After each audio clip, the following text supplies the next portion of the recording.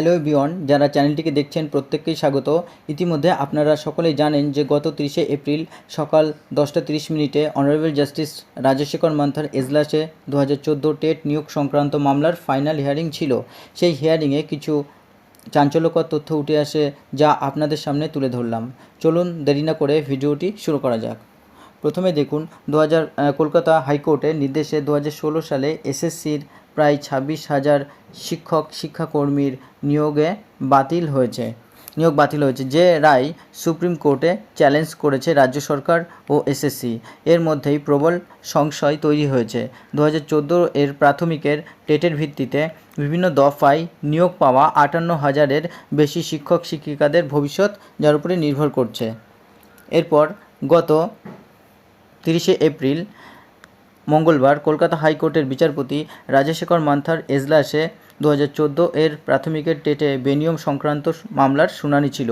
ওই দিন কলকাতা হাইকোর্টের কোনো চাকরি প্রার্থীর নিয়োগ খারিজ করেননি। তবে এদিন বিচারপতি মান্থা যে ইঙ্গিত দিয়েছেন, তাতে শেষমেশ 2014 এর টেটে বেনিয়মের অভিযোগের মান্যতা পেলে তার ভিত্তিতে তিনি 2016, 2020 এবং 2022 সালে প্রাথমিকে যে নিয়োগ হয়েছে তার সবটাই বাতিল হয়ে যেতে পারে বলে অনেকের আশঙ্কা করেছেন। এবং সেই জন্যই সব মিলিয়ে প্রাথমিকের এই 58,000-এর বেশি শিক্ষক শিক্ষিকার অস্বস্তি বেড়ে গিয়েছে। ইতিমধ্যে বিচারপতি মান্থার এজলাসে 2014 সালের টেটে ব্যাপক বেনিয়মের ইঙ্গিত দিয়ে দুর্নীতির মামলায় সিবিআই রিপোর্ট জমা দিয়েছে। আদালতে জমা পড়া সিবিআই তথ্য অনুযায়ী নকল ওয়েবসাইট তৈরি করে বাইরের লোক নিয়োগ থেকে শুরু করে ওএমআর শিট নষ্ট করে ফেলা, টেটে ফেল করা প্রার্থীদের পাস হিসেবে দেখিয়ে গোটা প্রক্রিয়ায় কিভাবে জালিয়াতি হয়েছে তার বিস্তারিত বিবরণ রয়েছে। এ নিয়ে মঙ্গলবার প্রাথমিক শিক্ষা সংসদের বক্তব্য জানানোর কথা ছিল, কিন্তু এদিন আরও কয়েকজন প্রার্থী মামলায় যুক্ত হওয়ার আবেদন জানায়। আদালত সবাইকে মামলায় যুক্ত হওয়ার অনুমতি দিয়েছে।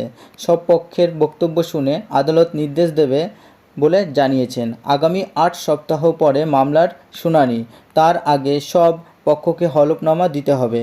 2014 সালের টেট পরীক্ষার ওপরে 2016, 2020 ও 2022 সালে প্রাথমিকের শিক্ষক নিয়োগ হয়েছে। এর আগে 2016 এর নিয়োগে বেনিয়মের অভিযোগে প্রাক্তন বিচারপতি অভিজিৎ গঙ্গোপাধ্যায় মোট 32,000 শিক্ষকের চাকরি বাতিলের নির্দেশ দিয়েছিলেন। যদিও পরবর্তী সময়ে সুপ্রিম কোর্ট সেই নির্দেশের ওপর স্থগিতাদেশ জারি করে। শীর্ষ আদালতের নির্দেশে মামলাটি বিচারপতি তপব্রত চক্রবর্তীর ডিভিশন বেঞ্চে স্থানান্তরিত হয়। ওই বেঞ্চে বর্তমানে 2014 এর টেটের ভিত্তিতে 2016, 2020 ও 2022 সালে প্রাথমিকে নিয়োগে বেনিয়মের মামলাগুলির শুনানি চলছে। সেখানেও সিবিআইয়ের প্রাথমিক দুর্নীতি মামলায় ধৃত কুন্তল ঘোষের অভিযুক্ত করে গোটা নিয়োগ প্রক্রিয়ায় যেভাবে বেনিয়ম হয়েছে তার তথ্য জমা দিয়েছে। এদিন বিচারপতি মান্থার এজলাসে টেটে দুর্নীতির শুনানিতেও উঠে আসে ওই প্রসঙ্গ। সেখানেই বিচারপতি মান্থার পর্যবেক্ষণ, এই টেট মামলার ফল যদি নেতিবাচক হয় তাহলে এর ওপর ভিত্তি করে হওয়া সব নিয়োগই অস্তিত্ব হারাবে। এর আগের শুনানিতে বিচারপতি মান্থা প্রাথমিক শিক্ষা পর্ষদ ও সিবিআইকে নির্দেশ দেন আসল ওএমআর শিট সামনে আনতে হবে। আদালত এক্ষেত্রে প্রযুক্তির সাহায্য নেওয়ার কথাও বলেছেন।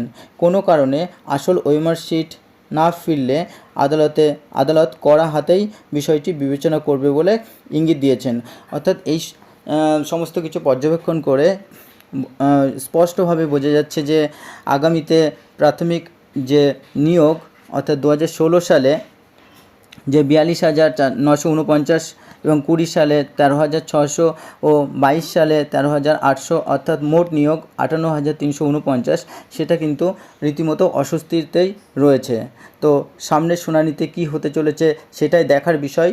যারা চ্যানেলটিকে দেখছেন অবশ্যই চ্যানেলটি লাইক, কমেন্ট ও শেয়ার করে রাখেন এবং পাশে থাকা বেল আইকনটিকে প্রেস করে রাখুন, যাতে পরবর্তী আপডেট আসলেই আপডেটটি দেওয়ার সাথে সাথে আপনারা ভিডিওটি পেয়ে যান এবং তথ্য সম্পর্কে জানতে পারেন। ধন্যবাদ।